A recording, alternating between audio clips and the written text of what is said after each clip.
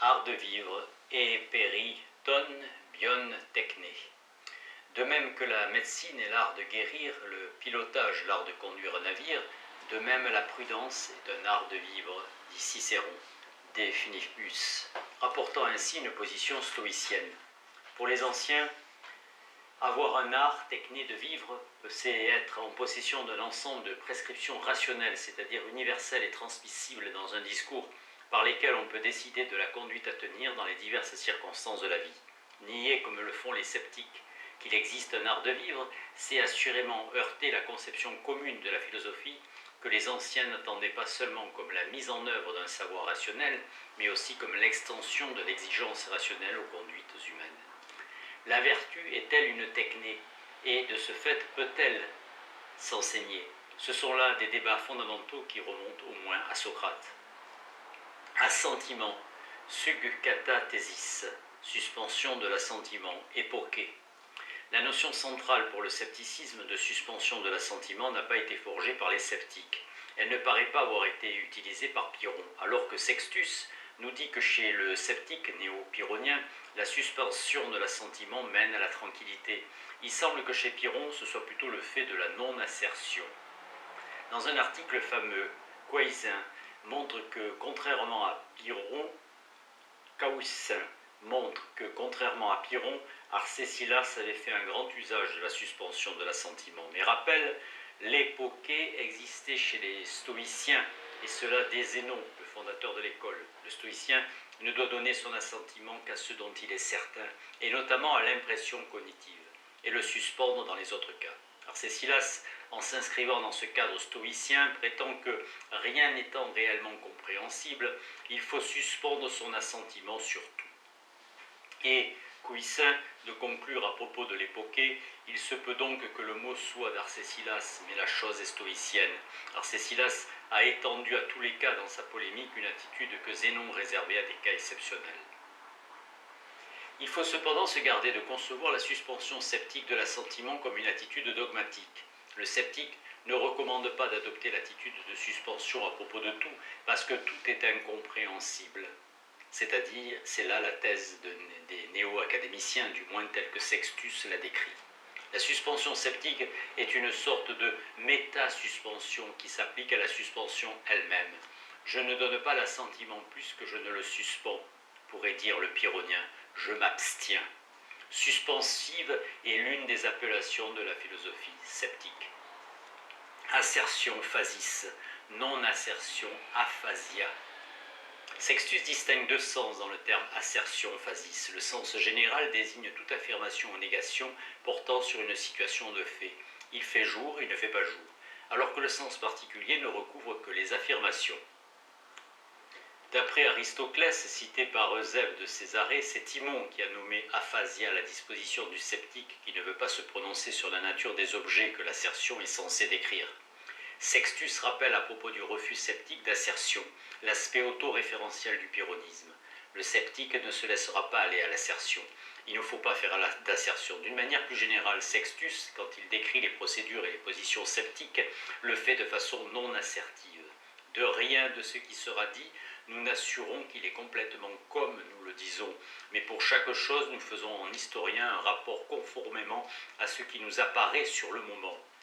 On pourra aussi caractériser la non-assertion sceptique comme le refus du sceptique de dire quelque chose à propos de ses affects, et notamment s'il reflète une réalité.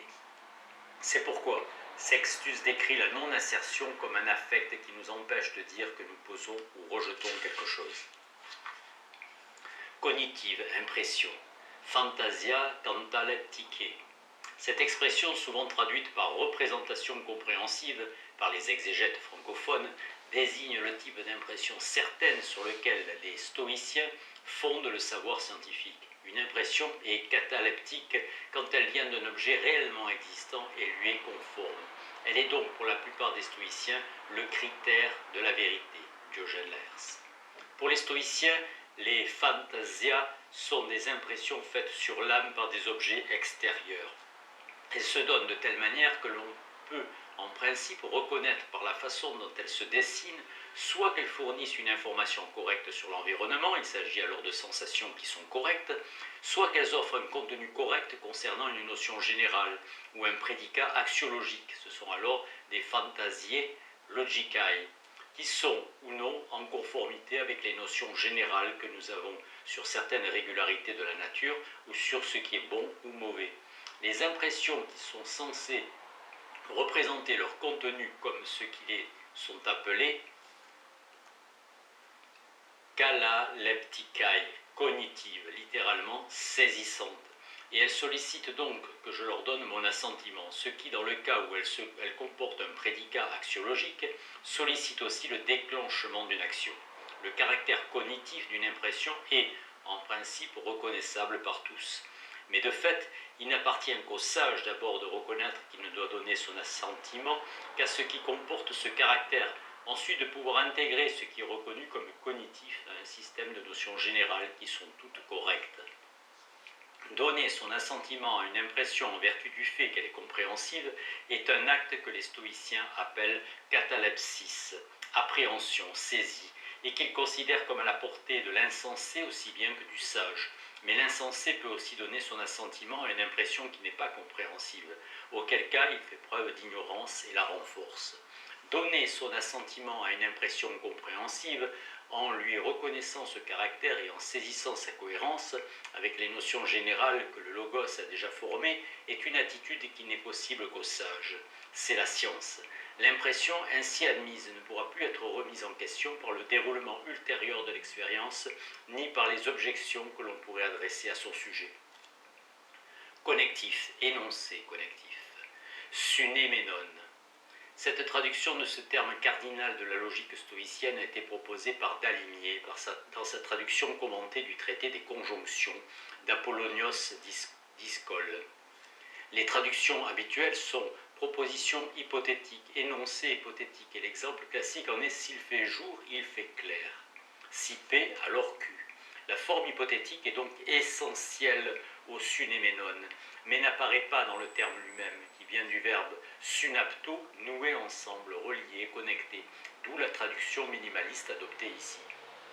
Diogène Laërce rapporte que pour les stoïciens, les propositions non simples se divisent en énoncé connectif, s'il fait jour, il fait clair, énoncé paraconnectif, puisqu'il fait jour, il fait clair, énoncé conjonctif, il fait jour et il fait clair, énoncé disjonctif, où il fait jour, où il fait nuit, énoncé causal, parce qu'il fait jour, il fait clair, énoncé qui indique le plus et le moins, il fait plus jour que nuit. L'énoncé connectif est composé d'un antécédent, prokategumenon, et d'un conséquent, légon. Sextus énumère plusieurs critères de vérité d'un énoncé connectif. D'après ce qui semble être le critère chrysippéen, est vrai l'énoncé connectif où l'opposé du conséquent contredit l'antécédent. S'il fait jour, il fait clair. Est vrai parce qu'il ne fait pas clair contredit il fait jour. En revanche, s'il fait jour, Dion se promène est un énoncé connectif faux. Critère, critérion. La recherche d'un critère de la connaissance et ou de la vérité comme question préalable à toute théorie du savoir est une procédure qui apparaît comme telle dans la philosophie hellénistique, et d'abord avec Épicure. Par une extension rétrospective, les philosophes de cette époque ont attribué cette question à leurs prédécesseurs, qui ne l'avaient pas encore érigée en section autonome de la recherche philosophique, même s'ils s'étaient posé le problème du critère en employant le terme critérion. Le mot critérion vient du verbe crino qui signifie séparer, distinguer, décider, trancher, juger, et en tous les sens de ce terme. Ainsi, la crise est le moment où une maladie se juge, c'est-à-dire entre dans sa phase décisive. Un critère est donc ce qui permet de distinguer le vrai du faux, l'acceptable de l'inacceptable. Il s'agit de ce fait d'un concept que la critique sceptique ne peut négliger sous aucun prétexte. Sextus en propose un traitement subtil, mais divers jusqu'à la contradiction. Parallèlement au passage qui s'y rapporte dans les esquisses, il faut lire ce qu'il en dit dans son sang contre les logiciens et qui couvre presque l'ensemble du premier livre. Sextus distingue un critère de vie selon lequel nous décidons de faire telle chose et non telle autre, d'un critère d'existence et de vérité qui nous permet de dire que telle chose existe et ou sont vraies et telle autre non. Du premier, le sceptique lui-même ne peut pas se passer sous peine d'être condamné à l'inaction. Il est en effet possible de choisir et de repousser des actions sans porter le jugement sur la réalité des choses qu'elles semblent concerner. Mais c'est évidemment le critère au second sens qui va concentrer l'attention et la critique des sceptiques. On se contentera de noter brièvement ici l'une des caractéristiques du traitement par Sextus du problème du critère, qui est particulièrement révélatrice de sa manière d'utiliser ses sources en renvoyant pour plus de précision à un article de Brunschwing que Brunschwing a consacré à cette question. L'examen de la partie logique de la philosophie commence par la critique du critère avant de s'intéresser à la vérité et à tout ce qui concerne le signe et en découle, notamment la démonstration. Bien que cela soit moins nettement affirmé dans les esquisses pyrrhoniennes que contre les logiciens, la justification de cet ordre est que le critère nous fait connaître des choses évidentes, alors que les procédures sémiologiques entendent déceler des choses cachées en s'appuyant sur ce qui est évident. Brunschwig appelle prodélique cette notion du critérion qui identifie le savoir par critérion et le savoir immédiat. Mais quand on se reporte à la liste des significations du terme critère que Sextus donne à quelques variantes près, donc contre les logiciens, on s'aperçoit que le critère ne sert plus à saisir les choses évidentes, mais des choses cachées. La conception prodélique du critérion, écrit Brunschwig, est supplantée par une conception adélique qui en est l'exact opposé. Après avoir critiqué les solutions proposées par les rares interprètes qui ont relevé cette différence, Brunschwig opte pour une interprétation qui a notamment l'avantage de ne pas faire violence au texte et que nous adopterons aussi. Si la conception prodélique du critère correspond assez bien à celle des stoïciens, pour qui le critère est l'impression cognitive, laquelle nous fournit des informations immédiatement vraies, la conception épicurienne du critère est adélique.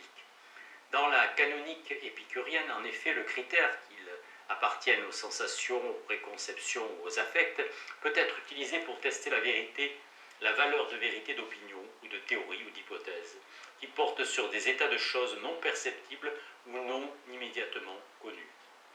Sextus juxtaposerait donc deux conceptions qui relèvent de deux sources différentes, à ceci près que, comme le remarque Brunschwig, la mise en cause de l'existence de choses évidentes renverse la doctrine stoïcienne, mais aussi la doctrine épicurienne.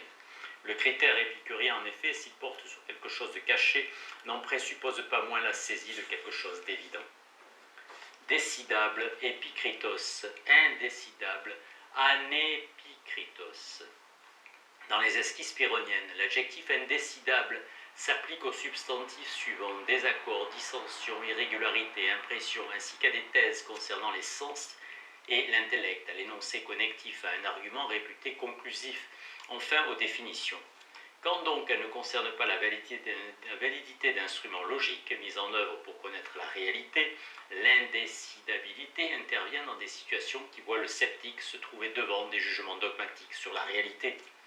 L'indécidabilité est comme la matrice commune à toutes les expressions qui encadrent le discours sceptique. Pas plus, peut-être, il est permis, il est possible, je ne détermine rien, toutes choses sont indéterminées, à chaque argument s'oppose un argument égal. Toutes ces expressions, en effet, rappellent que, s'agissant d'autre chose que de ses affects, le sceptique n'a pas les moyens d'affirmer P plutôt que non P. Comme tous les adjectifs verbo-grecs se terminant par tos, anépikritos peut signifier deux choses: la possibilité indécidable ou la réalité non décidée. Il faut certainement écarter une interprétation absolue du premier sens. En effet, la thèse selon laquelle, par exemple, ma sensation me donne une image fidèle de la réalité serait par nature et à tout jamais indécidable, ne peut être proférée par le sceptique. Il se trouve que, dans le cas des jugements portant sur la réalité ou des outils logiques qui prétendent saisir cette réalité, on aboutit à des thèses opposées entre lesquelles on ne peut décider. Démonstration apodexis. Alors qu'Aristote définit la démonstration comme un syllogisme valide reposant sur des prémices vraies au sens strict, il n'y a pour lui de démonstration que scientifique. Sextus en donne une image directement dépendante de la logique stoïcienne. Sextus expose cette doctrine dans deux passages, l'un dans les esquisses, l'autre dans l'Adversus Mathematicos, dont Brunschwig a montré qu'il y avait entre eux des différences discrètes mais importantes. Pour nous en tenir au texte des esquisses, la démonstration y est définie par division dichotomique de la manière suivante. La démonstration appartient au genre argument, logos, lequel est défini comme un système composé de prémices et d'une conclusion, les prémices étant des propositions adoptées d'un commun accord en vue de l'établissement de la conclusion. La démonstration est un argument concluant, un argument P, Q, donc R est concluant si et seulement si l'énoncé connectif si P est Q, alors R est vrai. La démonstration est un argument concluant vrai en ce que les prémices et donc la conclusion doivent toutes être vraies. Vient alors ce qui fait le propre de l'argument démonstratif. Il doit mener de prémisse obvi à une conclusion non évidente. L'exemple fameux « s'il fait jour, il y a de la lumière, mais il fait jour, donc il y a de la lumière » n'est pas démonstratif alors que si la sueur coule à travers la surface du corps, il y a des pores saisissables par l'intellect. Mais la sueur coule à travers la surface, donc il y a des pores saisissables par l'intellect. C'est un argument démonstratif. On comprend mieux à ce stade pourquoi Sextus fait de la démonstration une sorte de signe. Sextus distingue enfin deux sortes d'arguments démonstratifs, ceux qui sont progressifs et ceux qui sont à la fois progressifs et révélateurs. Désaccord, diaphonia. Bien qu'assez rare, mais le verbe correspondant diaphonein et être en désaccord est d'emploi très fréquent, le substantif diaphonia n'est pas utilisé exclusivement par les sceptiques. On le trouve par exemple chez Platon. La réalité qu'il entend décrire en revanche est omniprésente dans le paysage intellectuel grec. Ainsi, le désaccord entre les doctrines philosophiques était-il l'un des arguments favoris des contempteurs de la philosophie, afin de devenir pour les auteurs chrétiens l'une des preuves de la vanité des sciences profanes. Les philosophes dogmatiques ont évidemment l'ambition de trancher les désaccords par les divers moyens que la logique et la rhétorique mettent à leur disposition. Mais la diaphonia sceptique comporte certains traits caractéristiques.